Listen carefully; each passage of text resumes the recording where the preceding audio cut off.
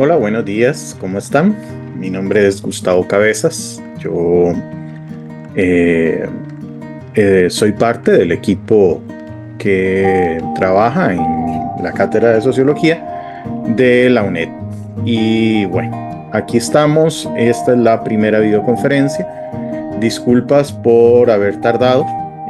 Era en el periodo de esta semana, pero tuvimos algunas dificultades para poder hacerlas. Pero aquí estamos y espero que pueda ser bastante comprensible. Vamos a trabajar con algunos de los elementos que ya están dentro de el libro y que no está de más que lo tomemos en consideración. Bien, sin más, vayamos a esto. Solamente permítame compartir. Eh, Listo. Bien. El tema que tenemos, tal como está en la orientación, es de política, fútbol y religión. Aquí no se habla, como pasa siempre con nuestras papás, nuestras mamás, cuando están en una cena o invitan a alguien de la familia. Pues esto suele ocurrir en que tratamos en la medida posible de evitar el conflicto que pueda haber en el hogar. Y es que los temas como el de política, el de religión y el de fútbol siempre son los que generan pleitos. Ahora, terminado el clásico, bueno, ni qué decir, cuántas familias tuvieron una situación particular. De política, ni qué decir, ¿verdad? El 2018 fue un año como traumático para el país, porque el país se polarizó bastante entre los que apoyaban valores, normas y creencias basados en valores tradicionales y las personas que sí buscaban un poco más la posibilidad de incrementar los derechos y en este caso de los derechos de las personas LGTBI. Y bueno, ni qué decirlo, no, ustedes lo vivieron al igual que yo, fue una época de mucha polarización y actualmente estamos en una época de mucha polarización entre los que están de acuerdo con Chávez y los que están en contra de Chávez y todo lo que ocurre en el país sobre el modelo que queremos seguir como país, si la caja está quebrada, si somos un narcoestado, si somos un poder judicial que no sirve para nada o un ejecutivo que no sirve para nada, que no sabe ni siquiera redactar una ley, un legislativo que pasa en peroratas y si solo sirve para declarar al colibrí y al perezoso y al manatí como símbolos nacionales, en eso sí están todos de acuerdo, pero para algunas otras cosas no. Entonces, eso genera mucha tensión, ¿verdad? Y sobre el fútbol no me voy a referir tanto porque acaba de pasar el campeonato, entonces hacerlo podría ser un poco sensible. Bien, empecemos. Eh, Tal vez lo primero es que ¿de qué es lo que estamos hablando? ¿Por qué el ser humano evita el conflicto? Eh, Siempre los seres humanos estamos necesitando estabilidad, que no haya desacuerdos a nivel social. Esto es muy importante. Estamos en un curso de sociología, no estamos en uno de psicología. Por tanto, todo lo que vamos a hablar es desde el punto de vista social, de grupos, ¿verdad? Y entre los grupos, generalmente estamos siempre viendo al bochinchero, a la persona que no le gustan cómo se hacen las cosas y que quiere proponer cambios. Estas personas, o como nosotros como seres humanos, siempre estamos con la idea de que si está roto no lo cambies, no lo arregles. Y también tratamos en la medida de lo posible de evitar el cambio para no evitar el conflicto para no acelerar el cambio. ¿verdad? Y eso es muy interesante porque es muy contradictorio de parte del ser humano, porque todo cambia. Cambia el cuerpo, ¿verdad? Fuimos niños, después adolescentes, después adultos, después ancianos. Cambia las estaciones, hoy es verano, mañana es invierno, hoy está lloviendo, mañana hace sol. Eh, Hoy es de día, mañana es de noche. Un día el sol se oculta y se hace de noche por 10 minutos. Una noche aparece un bólido de color azulado en el cielo. Todo cambia y tenemos temor al cambio. Los seres humanos somos individuos que los cambios nos aterran. No queremos cambiar, no queremos hacer que las cosas cambien. Entonces, ¿por qué no lo hacemos? Bueno, podemos tener algunas respuestas rápidas pensando en confort y temor. Digamos, el gran problema de la zona de confort. Las personas les encanta la zona de confort, no les gusta que se cambien. Y aquí lo trato de anudar con el asunto de los valores, las normas y las creencias, que es parte del siguiente capítulo del texto, en el que abordamos no solamente el pensamiento digamos, los fundadores de la sociología, fundadores y fundadoras, sino, perdón, capítulo 3, sino que también en el capítulo 3 vamos a estar hablando acerca de estos valores, normas y creencias, que de una vez les advierto por aquello, y siempre hago la advertencia porque creo que es importante. Para las personas profesionales de sociología, los valores, normas y creencias no son virtudes, son elementos que construimos socialmente. Y a veces llamamos valores a cosas que son solo virtudes, pero son valores también otras cosas. ¿Por qué? Porque para la persona de sociología, los valores son elementos construidos y en el cual las personas están de acuerdo en que así tiene que ser. Entonces, una de las cosas que acordamos como sociedad que es un valor es la agresividad de los varones, ¿verdad? El varón que no es tan agresivo, lo tratamos, es que este no es un macho alfa, es un beta, es que él no es un activo, es un pasivo, es que él no sirve, él sirve para apretarme, pero para otras cosas mejor aquel que es un poco más agresivo y es más macho, etcétera. Porque todavía seguimos valorando ciertas masculinidades tóxicas como deseables. Y por eso es que el patriarcado y el machismo no se quitan, porque al final de cuentas es un valor.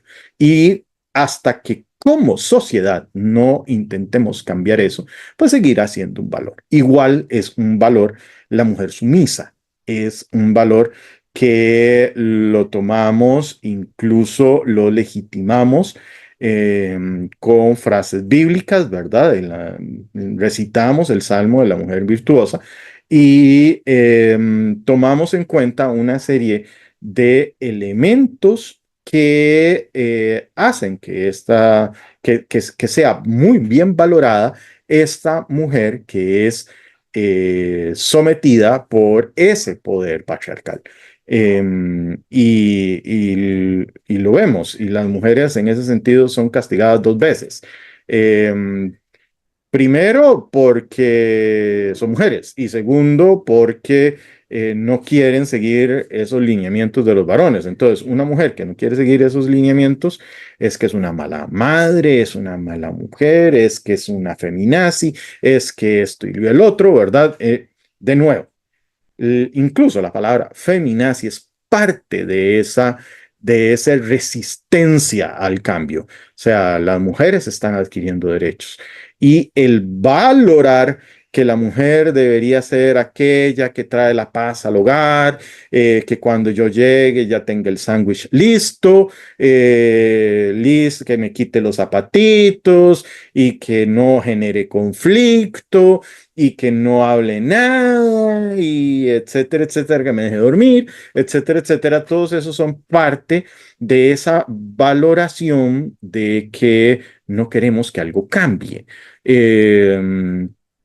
Entonces, tomemos eso en cuenta. Los valores no son virtudes. Hay cosas que valoramos o que pensamos que son antivalores, pero son antivalores en el discurso. En el fondo seguimos haciéndolos. Entonces, es un poco hipócrita ese discurso. Ni qué decir, digamos, por ejemplo, cuando la gente dice, ay, es que esos chavalos son unos marihuanos, es que véalos ahí en el Parque Francia fumando mota, es imposible pasar ahí con ese olor a mota, etcétera, etcétera, etcétera. Y son esas mismas personas que van a tomar guaro y que toman un montón de guaro y después andan borrachos, ¿verdad? Que se orinan en cualquier lado y vaya, asómese un bar a ver a qué huele. Y eso sí está bien valorado, ¿verdad? No es algo que públicamente se condene, es que tomarse un traguito no es nada, es más social, es que vos te despabilaste, te sentís así como mejor, es que cómo me vas a comparar con ese marihuana, etcétera, etcétera. Entonces eso es también parte de sus discursos hipócritas, ¿verdad? De que nos resistimos, por ejemplo, a la legalización de la marihuana, pero somos la nación que además de producir su propio alcohol en cantidades impresionantes, tenemos que importar todavía más alcohol. Somos una sociedad del guaro. Se toma porque estamos tristes, se toma porque estamos felices, se toma porque nos reunimos, se toma porque estamos lejos, se toma, se toma y se toma. Vamos, ¿cómo fue que cómo es que Costa Rica recibió el nuevo siglo? Lo hizo con guaro gratis, con cerveza. Y fue un gran bar. Costa Rica fue un gran bar porque la cervecería Costa Rica regaló toda la cerveza que usted pudiera tomar a lo largo y ancho de este país. Algo impresionante. Y por supuesto, cada vez que viene un partido hay que tomar guaro y le pego a la señora porque, porque perdió el equipo o le pego a la señora porque no me deja celebrar. Siempre pasa una cosa así. Es muy triste. Como nación, somos una nación que evitamos el cambio. Queremos todavía mantener esos valores tradicionales. Sin embargo, esos valores tradicionales son los que de alguna manera nos destruyen poco a poco. Y que alguien quiera cambiar, uno se queda pensando, ¿cómo no van a querer cambiar eso? Pero bueno, ocurre. Y el otro elemento es el de la disonancia cognitiva, que es un poco rebuscado, ¿verdad? El asunto. Leon Festinger fue la persona que lo planteó por primera vez. Y él lo que menciona es que cuando un individuo vive en una sociedad en la que sus creencias, sus valores y sus normas no están alineadas con la nueva generación, eso genera un problema de disonancia cognitiva. ¿Quiénes son los que generalmente tienen una disonancia cognitiva? En este caso, las nuevas generaciones vienen con otros valores, con otras normas, con otras creencias, y las personas más viejas como yo empiezan a decir, es que cómo es posible que son unos vagos, generación de cristal que no quieren trabajar, es que no han recibido garrote, es que jamás, nunca, es que esta gente no sabe cómo eran mis días. Y empezamos a hacer una cosa así. Bueno, los papás son unas máquinas increíbles en que cuando hablan con uno, argumentan que toda su vida fue más dura de la que tuve yo y siempre están ganando en su cabeza. por esa razón, porque como para ellos les costó más, entonces son mejores que nosotros. O sea, los padres en eso siempre van a estar y es esa disonancia cognitiva, esa percepción cognitiva de que yo soy mejor porque a mí me costó más, ¿verdad? Entonces, no sé si ustedes han visto, yo no conozco, al día de hoy, yo no conozco ninguna persona de plata que diga que nació con una cuchara de plata en la boca. Nadie. Todos dicen, es que yo fui de orígenes humildes, es que yo fui campesino, es que yo cogía café. Claro, cogía café y lo traían en carro y lo llevaban en carro. Así quien no, ¿verdad? Y se lavaba las manitas y no le quedaba la gomilla debajo de las uñas ni nada así. Bueno, conozco un montón de gente que es así. ¿Verdad? A ver, eh, una persona que haya venido de orígenes humildes no estudió en una universidad en la que se paga por entrar en Estados Unidos, mucho menos en una en Europa. Es más, una persona que viene de orígenes humildes con suerte va a Caldera. ¿Qué va a ir a Disney World? O sea, es que es una cuestión de puro sentido común. Sin embargo, seguimos aceptando ese tipo de discursos, ¿verdad? De que un individuo llega y dice, es que mis orígenes humildes, ¿cuáles orígenes humildes? Vamos, solo es cuestión de verle el reloj o la villa y la faja para saber que esa persona de humilde no tiene nada. Pero bueno, es parte de esa disonancia cognitiva. Bien. Entre los clásicos de la sociología vamos a hablar más o menos de dos personas y de otros un poco más adelante, pero digamos que son más contemporáneos.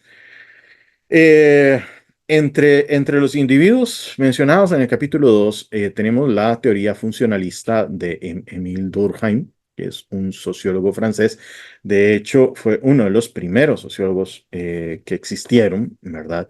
Estamos hablando de aproximadamente 1910 en adelante. Durkheim tuvo que sufrir parte de la Primera Guerra Mundial. De hecho, eso lo llevó a hacer un estudio sobre el suicidio que es muy interesante en ese sentido. Bueno, dentro del funcionalismo, Durkheim argumenta que, y ustedes lo van a ver en el capítulo 2, que toda sociedad está equilibrada, toda sociedad está en perfecto equilibrio. Y el conflicto hace que se desequilibre. Y lo que hace la sociedad es tratar de volver a la posición original con una serie de mecanismos de castigo y de, de estímulos, ¿verdad? Por ejemplo, afirma a las personas que buscan ese equilibrio y castiga a las personas que buscan el desequilibrio. El conflicto para Durkheim es una amenaza para la sociedad. Las personas que buscan el conflicto no son personas que están tratando de ayudar a la sociedad, sino que más bien la están tratando de destruir. Y más bien él hace un llamado a invisibilizar ese conflicto, ¿verdad? Para mantener esa integridad y esa estabilidad, para evitar el caos y la desintegración. Lo que él dice es para que la sociedad no estalle en mil pedazos. Esa es la frase que él utiliza. Y para ello crea una categoría, la categoría teórica de la anomia. La anomia es anomos, que significa falta de normas. El individuo queda sin normas y por tanto debe ser neutralizado. El problema que tiene Durkheim, ¿verdad? El problema es ese tipo de argumento. Porque, vamos a ver, estamos hablando de antes de la Segunda Guerra Mundial. En la Segunda Guerra Mundial, ese argumento sirvió para la destrucción de muchas otras culturas. Recordemos que cuando el fascismo, Hitler con él, asume el poder, él lo primero que hace es destruir las minorías. Digamos, siempre hablamos de los judíos, pero digamos, no hablamos de los gitanos, ¿verdad? Él mató aproximadamente unos 5 millones de gitanos. De igual manera, creo que mató a unos 2 millones de personas homosexuales. Y igualmente mató a muchas otras personas que tenían algunos problemas a nivel intelectual, personas que tenían retardo mental, que tenían parálisis cerebral, que eran síndrome de Down, porque dentro de esa cuestión de la anomia, él mencionaba es que estas personas están fuera de la norma y la norma es que la raza aria debe ser una raza pura.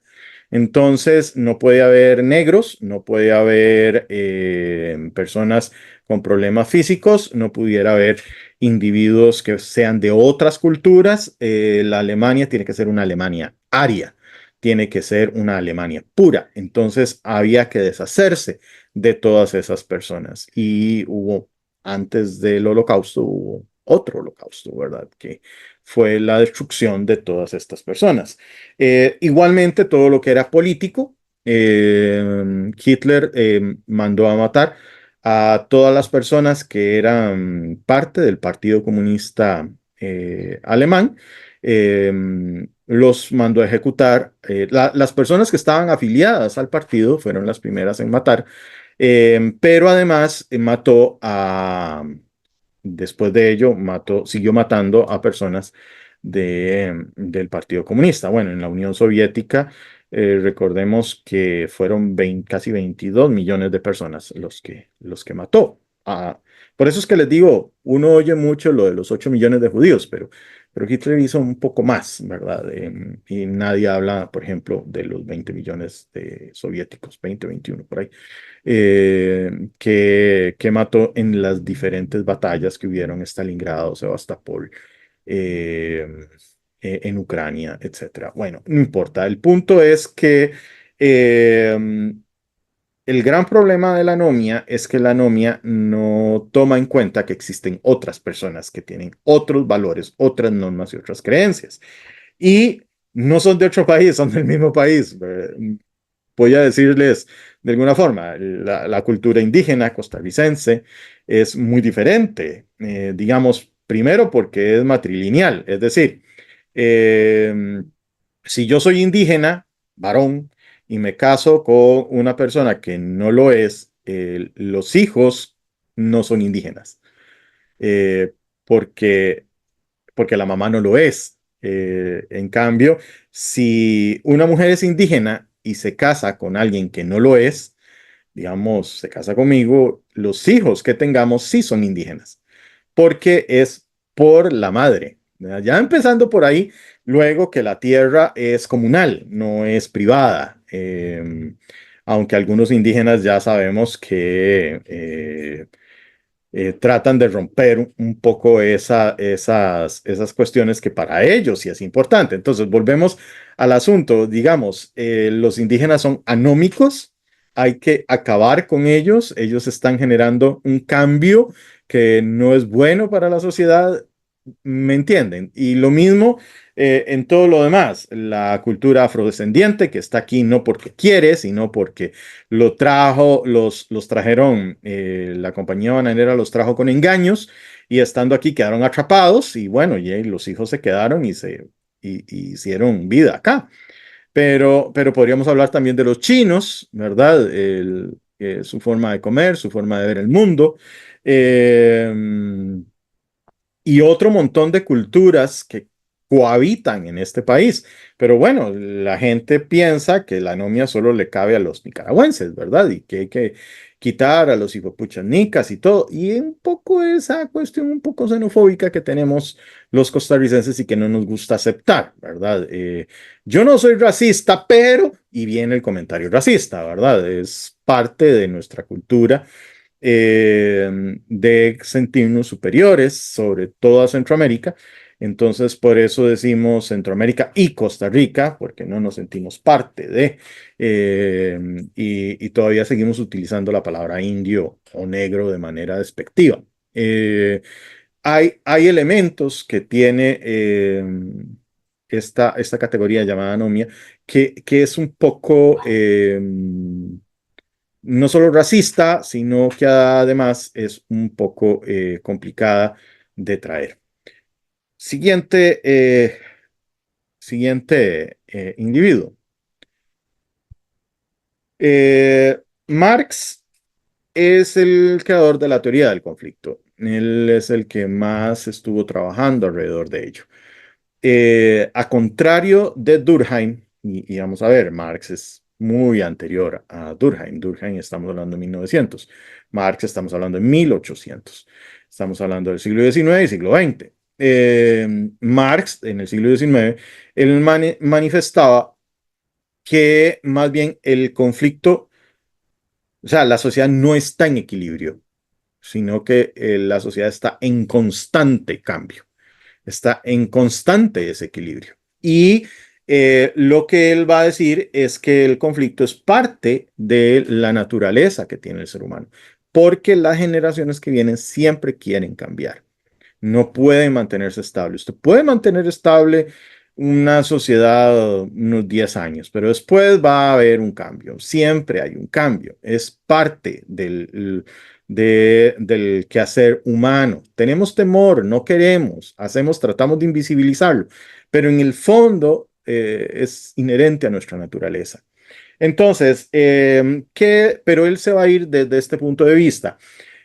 Invisibilizar el conflicto es seguir manteniendo el poder y el control de la clase. Estamos hablando de las clases subalternas. Y la razón por la que las cosas no cambian es porque no se quiere perder ese poder. La razón por la que la gente le molesta el feminismo de tercera ola es porque de alguna manera los hombres pierden un privilegio que tuvieron por mucho tiempo. Eh, y, y, y de hecho se asumen a sí mismos como que esa pérdida es terrible y traumática para el ser humano, como si el ser humano no se adaptara a esos cambios que produce. Eh, entonces, generalmente usamos una serie de mecanismos ideológicos para tratar de que las cosas no cambien. Un mecanismo ideológico puede ser la religión, ¿verdad? Entonces, hablamos que lo que estamos viviendo es una guerra cultural. De hecho, así es como lo pone Agustín Laje. Vivimos una guerra cultural, es decir, volvemos a esta cuestión de la sociedad polarizada en la que, por supuesto, en una guerra siempre hay buenos y malos, ¿verdad? ¿Quiénes son los buenos y quiénes son los malos? Cada quien se va a percibir de la forma en que quiere, ¿verdad? Y es entre un montón de personas que quieren mantener esos valores tradicionales y Dios, patria y nación, ¿verdad? No, Dios, familia y patria era ¿cómo es que se llama? El lema del partido fascista en Italia. Eh, y y es como, es que no cambiemos las cosas, está la familia bien, tenemos a Dios, tenemos a nuestra sociedad, no la cambiemos, ¿verdad? Y todos estos influjos de cambiar las cosas siempre es un poco, eh, eh, genera mucho temor. Digamos, de nuevo regreso a lo de la Alemania nazi. eh, Picasso, Dalí, eh, todos estos Duchamp, eh, estos artistas de las vanguardias eran considerados degenerados y de hecho Alemania tenía un museo que se llamaba el Museo del Arte Degenerado, en donde tenían un montón de obras de ellos, porque para el partido lo importante era el arte tradicional, ¿verdad? El hacer las casitas, la gente comiendo, feliz, que se veía la familia, etcétera. Pero hay otra categoría que es ese conflicto que hay estructura y superestructura. Y lo voy a tratar de explicar en la siguiente. Imaginémonos a la sociedad como una pirámide, ¿verdad? Entonces tenemos que la base de toda sociedad es esa base económica, esa base material que le va a dar, por eso se le llama materialismo dialéctico, a la teoría de Marx, ¿verdad? Es material porque estamos hablando de plata, ¿verdad? En el caso del esclavismo, ese que vimos en Roma, el que vemos en las películas de Semana Santa, el que vimos en Estados Unidos hasta entrado el siglo XX, nosotros vemos todas estas cuestiones y, y, digamos, el esclavismo es eh, la necesidad de una sociedad que quiere crecer infinitamente sin tener que pagar salarios, ¿verdad?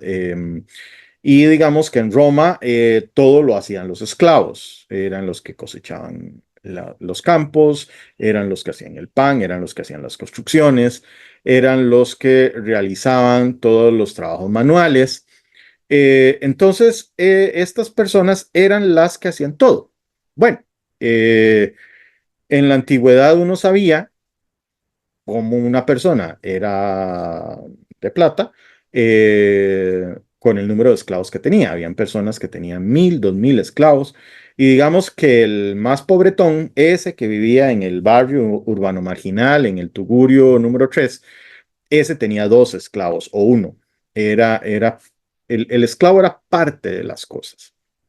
Cuando llegamos a la Edad Media, cambió el sistema. ¿Qué fue lo que generó el cambio? El cambio lo generó los conflictos dialécticos o los conflictos que había entre clases sociales, entre los esclavos y los amos.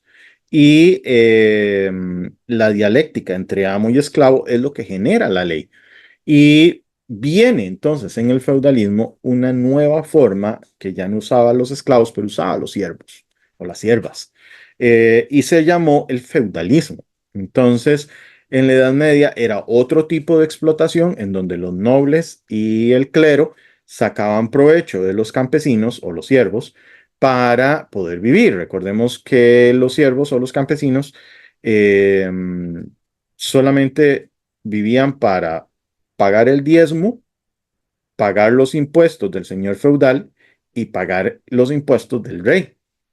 Bueno, los conflictos que generaron estos, porque muchos de esos campesinos aprendieron un oficio como zapatería, como confección de ropa, como creación, por ejemplo, de platos, eh, etcétera. Cosas como esas generó gremios y los gremios hicieron que mucha gente se reuniera en ciudades de gremios. Esas ciudades de gremios se llamaban burgos. Y dentro de esos burgos existían personas que, por ejemplo, ya después, cuando empezaron a hacer comercio con China y con India, empezaron a traer especias y otras cosas, y muchas de estas personas se volvieron millonarias, incluso más millonarias que el rey. Tenían más dinero que el rey, por eso se les llama burgueses. Y bueno, los burgueses fueron los que quebraron el feudalismo, generando una serie de revoluciones, terminando, digamos, en el siglo XV, termina con el Renacimiento. Cuando termine el Renacimiento, ya podemos hablar de que estamos entrando a la modernidad. Y el acontecimiento más claro de entrada a esa modernidad fue la Revolución Francesa, donde se echaron al rey. Entonces, ya no tenía esa cuestión del clero y de la nobleza, sino que le cortaron la jupa a todos. Entonces, era el pueblo sobre el pueblo. Y se generan las primeras constituciones. Primero fue la revolución en Estados Unidos y después fue la Revolución Francesa. Igual, pensando en un gobierno que no tuviera reyes, que tuviera tres poderes de la República, basado en los pensamientos de Montesquieu, y que esos poderes de la República evitaran que una persona asumiera todo el control de las cosas. Es decir, era pesos y contrapesos.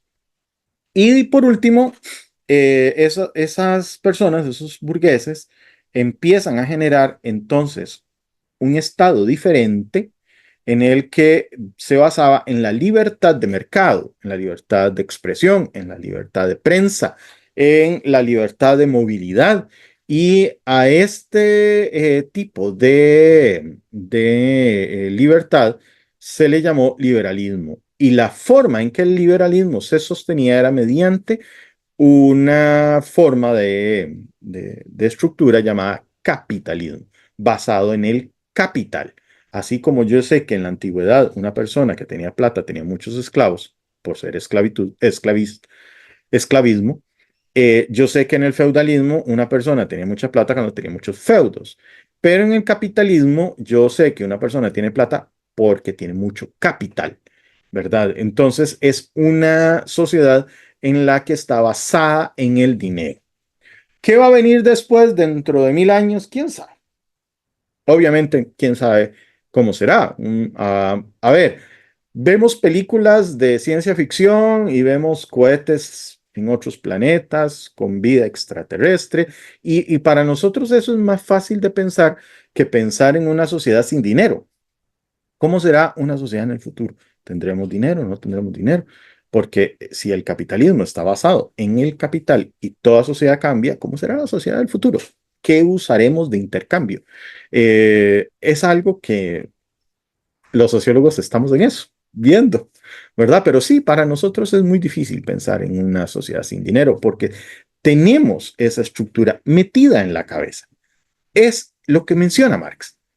Esta cosita que está acá, que es la estructura o superestructura, eh, tiene que ver con esto. Esto controla esto. Es decir, la superestructura se basa en la estructura. Entonces, nosotros vemos pasajes en la Biblia en la que habla de que las personas tienen que afrontar su esclavitud, ¿verdad? ¿Cómo es posible eso ahora, verdad? Bueno, es que en aquel tiempo eran esclavistas. Pero en la Edad Media se utilizó parte de eso para justificar la servidumbre, porque usted tenía que ser manso y servir a Dios, y usted servía a Dios sirviéndole al rey y sirviéndole a sus siervos, como en el caso del clero por medio de sus impuestos. Y hoy en día en el capitalismo pasa lo mismo. Es decir, incluso Max Weber, que no lo hemos mencionado porque no venía al caso, pero Max Weber, que sí está en el capítulo 2, hizo un libro que se llama El espíritu protestante y el capitalismo. Y en él hace una explicación de cómo los países protestantes suelen ser más ricos que los países que no son protestantes, que son católicos, por ejemplo.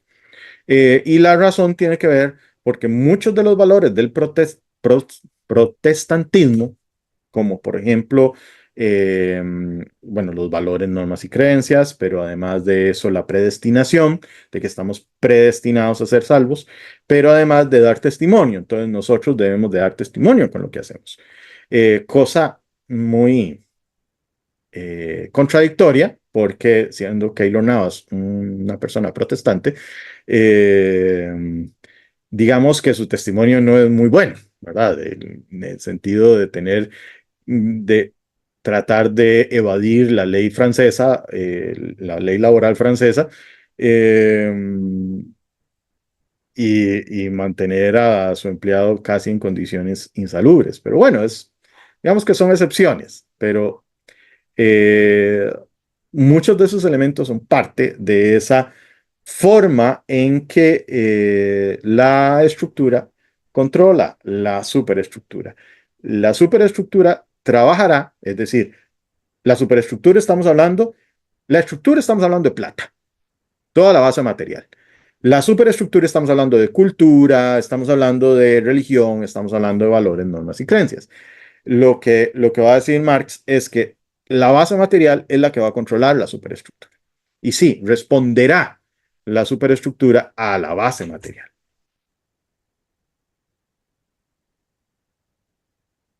Más de forma contemporánea está Jürgen Habermas con la teoría de acción comunicativa. Eso lo vamos a ver, pero hasta el capítulo 3.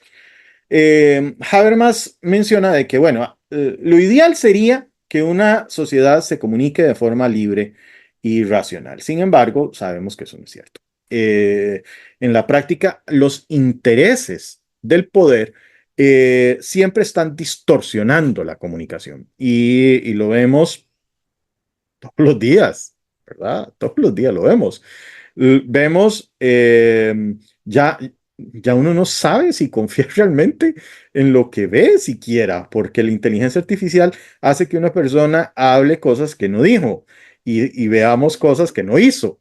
Pero además, si lo hizo o si lo dijo, eh, por esa cuestión de la relatividad de de la verdad, y vemos el meme del 6 en el suelo, y no, esto es un 6, no, esto es un 9, y no, es que es verdad, las dos formas de verlo son dos formas distintas, y incluso usamos mucho el argumento de la interpretación, es que usted interpreta que eso es así, pero eso no es así, y entonces hay ya uno no puede confiar, uno puede ser que le estén mintiendo.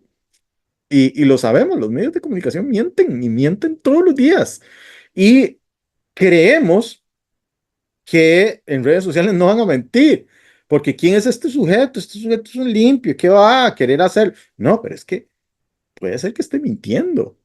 Digamos, ustedes no sé si se acuerdan, pero cuando estaba lo de la pandemia, mucha gente decía que se volvía magnética y que le metían nanobots que reconfiguraban el ADN y ponían un chip en la cabeza.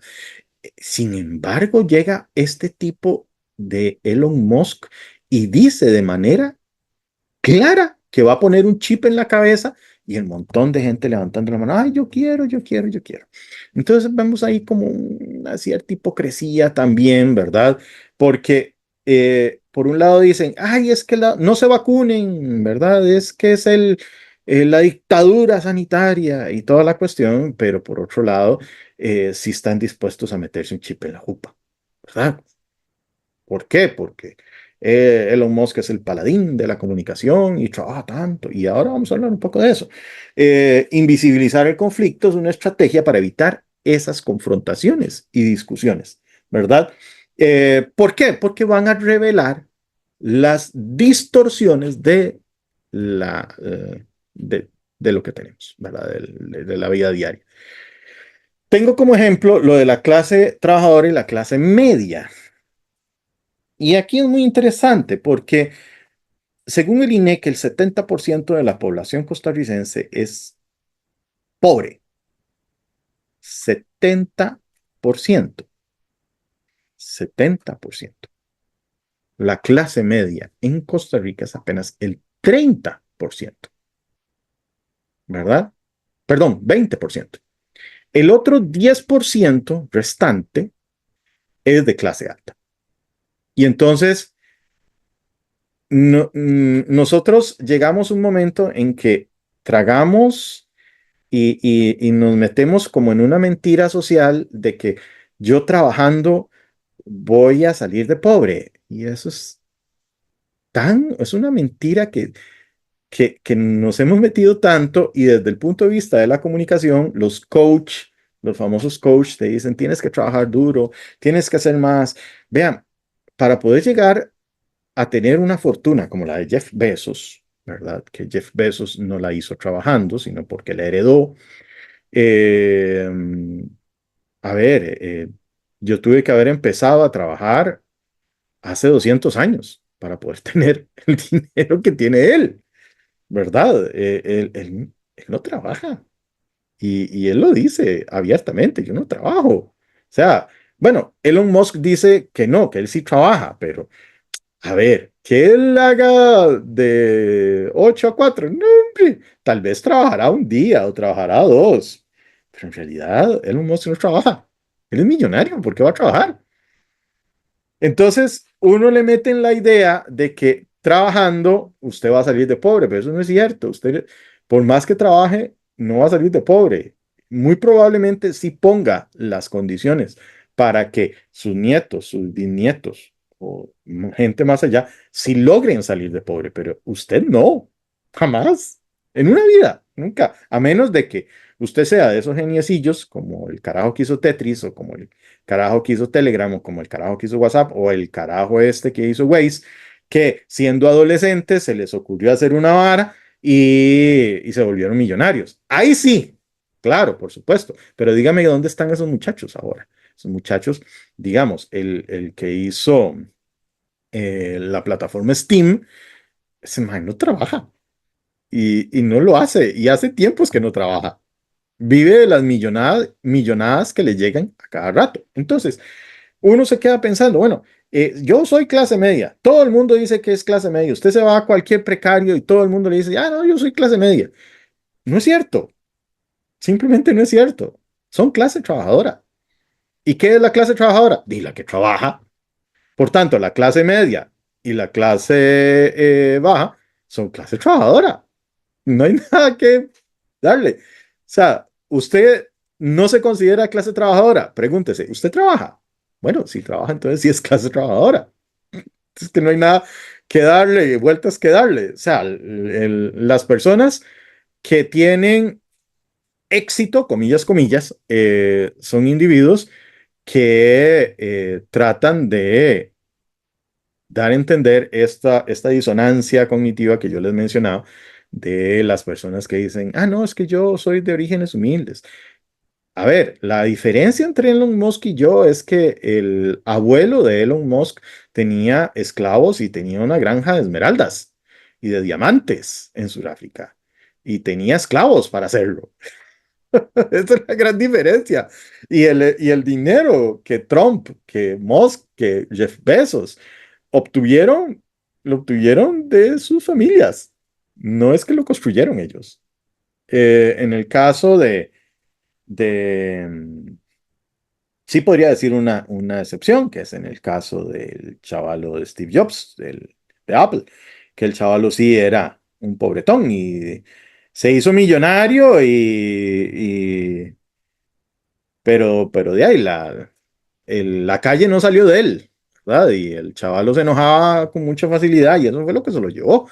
El cáncer de páncreas es por pura chicha, por la bilis que se acumula en el páncreas. Y estaba peleado con este otro hombre, eh, el de Windows, ¿verdad? Eh, porque él le robó una idea, ¿verdad? Que era la de hacer un sistema operativo visual, no con comandos. Bueno, yo aprendí Windows con DOS, entonces yo ponía comandos, pero las ideas de Mac fueron mucho más allá, hacer una cosa llamada ratón, ¿verdad? Que es este, y hacer una cosa que era como un entorno gráfico y solo ya tenías que dar clic a las cosas. eh, y eso se lo robó Windows. Y el chavalo siempre le resintió eso. Por cierto, eran compañeros los dos, o sea, en la misma universidad, pero digamos, este carajo de Windows, ay, es que se me olvidó el nombre, este carajo de Windows obtuvo el dinero para poder hacer la primera PC con una herencia de su abuela o de su tía o alguien así. La cosa es que fue de un familiar y que recibió la plata y con eso fue su capital semilla para empezar a hacer Windows. No fue que qué montón voy a trabajar para lograrlo. O sea, no, recibió también de alguien. O sea, y eso fue su punto de partida. Ya el chaval no trabaja. ¿Para qué? ¿Es millonario? Bien, entonces, al final de cuentas, invisibilizar el conflicto tiene que ver con poder y control, ¿verdad? Aquellas posiciones de poder pueden resistirse al cambio para preservar su estatus y su control. El cambio puede redistribuir el poder y amenazar la autoridad. Entonces, por ejemplo, la gente se enoja con los derechos de las mujeres. Es interesante que ante la ola de femicidios que hemos estado teniendo, Canal 8 empezó a sacar incluso posts en Facebook, en Instagram y en TikTok, digamos, de la señora esta que agarró un poco de agua hirviendo y se le echó al marido y lo mató. Entonces decía, ¿estás de acuerdo que la ley protege más a las mujeres? Obvio que va a proteger más a las mujeres, porque son más las mujeres que son víctimas de crímenes que hacedoras de crímenes. Por supuesto, eso en derecho se llama discriminación positiva. Es que es obvio, pero a la gente le molesta, a la gente le molesta. Quisiera que esas discriminaciones positivas no existan. De ahí así siempre van a ganar los varones. Eh, de ahí salió esta cuestión del cuando uno se divorcia y que la mamá hable mal del papá y todo eso, tanto que hicieron una asociación. Bueno, existe una asociación pro derechos del hombre mm, aquí en Costa Rica. Nos resistimos, digamos, a las redes sociales. ¿Cuántas veces la gente ha dicho que las redes sociales? Pero a mí me llama mucho la atención esa hipocresía, porque prácticamente hoy en día todo el mundo tiene redes sociales y se informan por medio de las redes sociales, ¿verdad? Tanto es el asunto que hemos dejado de tener pensamiento crítico, ya no pensamos críticamente. Incluso yo escuché en algunas iglesias evangélicas que la duda era un elemento del diablo, que usted no debía de dudar, pero ¿dudar de quién? No puedo dudar del pastor. ¿Y si el pastor me está engañando? O sea, pónganse a pensar, ¿y si el pastor me está engañando? Recordemos hace poco el pastor colombiano en la zona sur, que era un narcotraficante y él utilizaba las ofrendas de la iglesia para lavar dinero. Como si eso ocurrió, ¿cuándo? Hace un mes. Tampoco es que desde hace demasiado. Y ahí estamos hablando de OSA. Tampoco es que estamos hablando de un lugar ahí extrañísimo. No, es aquí en Costa Rica, ahí en OSA. ¿Cuántas veces no vemos una cosa así? ¿Verdad? O sea, vamos a dudar. No vamos a tener el mínimo pensamiento crítico. O, eh, es una cuestión que no sé por qué las personas están viendo a las mujeres y hombres que tienen pensamiento crítico como personas que son nocivas. A ver, las ovejas negras somos las que siempre en el hogar hemos dicho cómo son las cosas. Las ovejas negras tenemos esa percepción de que hay algo mal y no lo invisibilizamos. Y obviamente el acceso a la información. En esto pienso en todas las personas que están llevando bibliotecología en la UNED. Eh, es importante dar acceso a la información, a toda la información, ¿verdad? ¿Por qué? Porque el pensamiento crítico hace el resto. Cuando usted da toda la información, el pensamiento crítico hace el resto, porque de alguna forma descubre las contradicciones que hay en el sistema. A mí toda la vida me han dicho que soy de clase media. Ah, pero ¿qué tan media soy? ¿Verdad? Solo porque tengo un carro, porque tengo un equipo de sonido, porque tengo una compu, soy clase media. Mm, mm, eh, yo sí puedo decir que vengo de una clase trabajadora. Viví en Barrio Cuba con el olor a manteca toda la vida. ¿Verdad? A mí me costó mucho las cosas. Yo estudiaba con beca. Si tenía que elegir entre un cangrejo con queso y los pasajes, muchas veces ganaba el cangrejo con queso. Y estaba malnutrido casi todo el tiempo. En mi casa se comía 2 veces al día. ¿Verdad? Es algunas de las cosas que la gente piensa. ah, ¿Cómo es que yo llego a ser clase media? Eso fue porque mis papás siempre me apoyaron para que yo estudiara. Y ellos tal vez no son clase media, pero yo sí lo soy. Y la razón por la que pude hacerlo es por la educación. No fue por un emprendimiento, porque esa es otra cosa. Ahora le meten hasta por las orejas de que es el emprendimiento lo que te hace subir a nivel social. Hay que ver, esa es la educación. Ahora, si usted tiene la educación y además un emprendimiento, fijo, usted va para arriba. Fijo. Pero usted tiene que tener educación, sin duda. Bien, ¿es peligroso evadir el conflicto? Veamos 3 razones. La primera, Sí, es peligroso porque no resuelve la causa subyacente, no resuelve el problema de fondo. Entonces, cuando la gente dice, ¿por qué está ocurriendo la criminalidad, el sicariato, la violencia? Porque nadie se pone a pensar de que eso tiene que ver con la desigualdad social o que tiene que ver con la violencia intrafamiliar. Yo crecí en entornos altamente violentos. Mi hogar no, pero digamos, los vecinos míos, claro, a mí me arrullaban los balazos y los gritos de la señora donde el señor llegaba borracho a pegarles. ¿Qué pasó con mis amigos, los vecinos? Se murieron, se hicieron narcos, se hicieron sicarios y se murieron. O los que lograron luchar contra eso, luego se suicidaron. Vamos, la violencia intrafamiliar es un evento que normaliza la violencia. Y las personas que viven en entornos sociales en donde se normaliza la violencia tienden a repetir el asunto como una cadena. Y la desigualdad social. Si yo tengo oportunidad de estudiar y esas oportunidades para estudiar se me dan y que gracias a esas oportunidades no tengo que salirme de la clase, pues perfecto, pero ¿qué es lo que pasa? Si a mí me quitan la beca, como ocurrió, están disminuyendo las becas a lo bestia, eh, ¿qué voy a hacer? Y yo me voy a salir. Y en el momento en que tengo un arma, de ahí hasta por 5,000 pesos me echo a alguien. La cosa es llevar el pan a mi choza.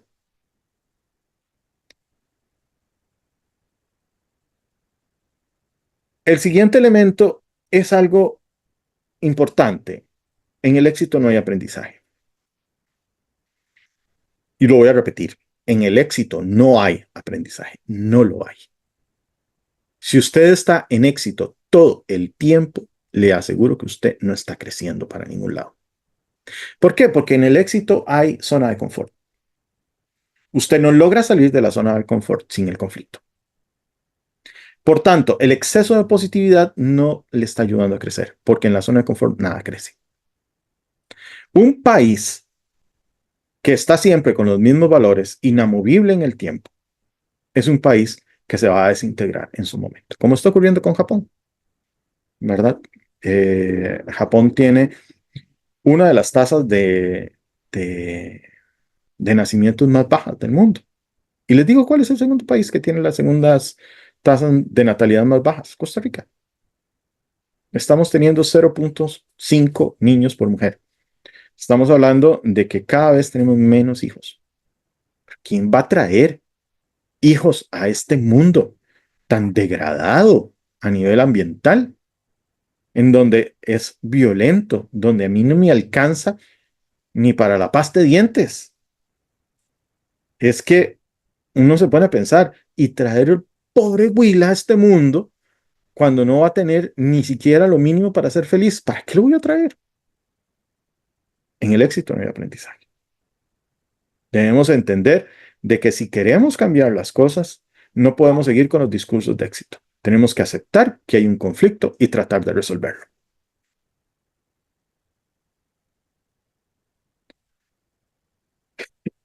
El último es, no todo lo que quiero es todo lo que necesito.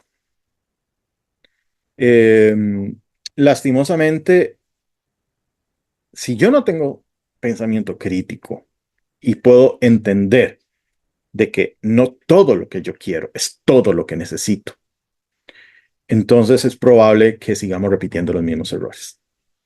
El pensamiento crítico debe ser una constante en nuestra vida y entender, ok, probablemente esto es lo que quiero, pero ¿lo necesito?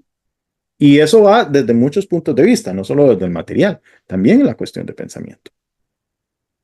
Eh, la duda debe ser una actitud de la vida y dudar de todo y de todos. Eso no me hace menos persona, no me hace una persona fea. No, una cosa es inseguridad, otra cosa es duda. Son dos cosas muy distintas. Si yo estoy claro de que lo que necesito es una vida estable, una vida que me satisfaga, un pensamiento ideológico que me permita ver que me están mintiendo, Eso es lo que yo necesito. Tal vez no es lo que quiero, pero es lo que necesito.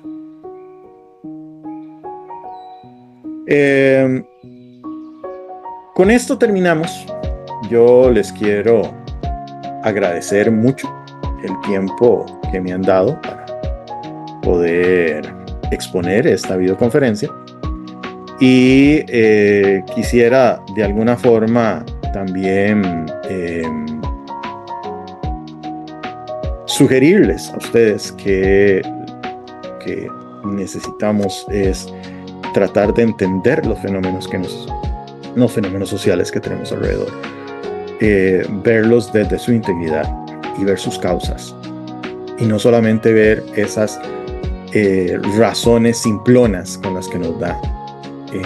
La criminalidad, por ejemplo, no es un asunto de locos, no es un asunto de criminales, es un asunto de personas que cayeron en la criminalidad porque no tenían nada que hacer, porque estaban ociosas, porque tenían hambre, porque vieron en ella la posibilidad de subsistir.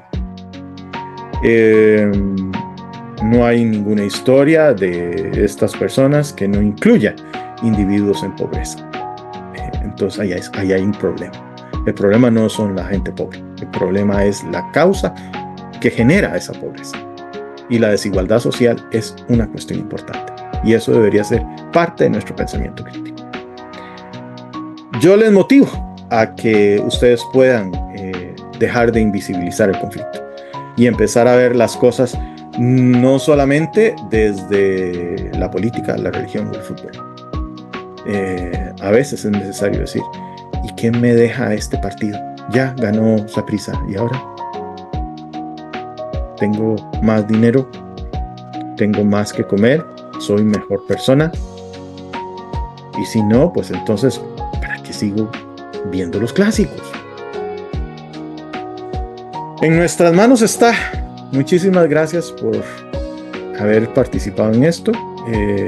Les animo, ahora que se acerca la tarea número 1, que puedan escribirle a sus profesores y sus profesoras al correo interno, o si quieren escribirme, que puedan hacerlo al correo catedrasociología@uned.ac.cr. Nos vemos.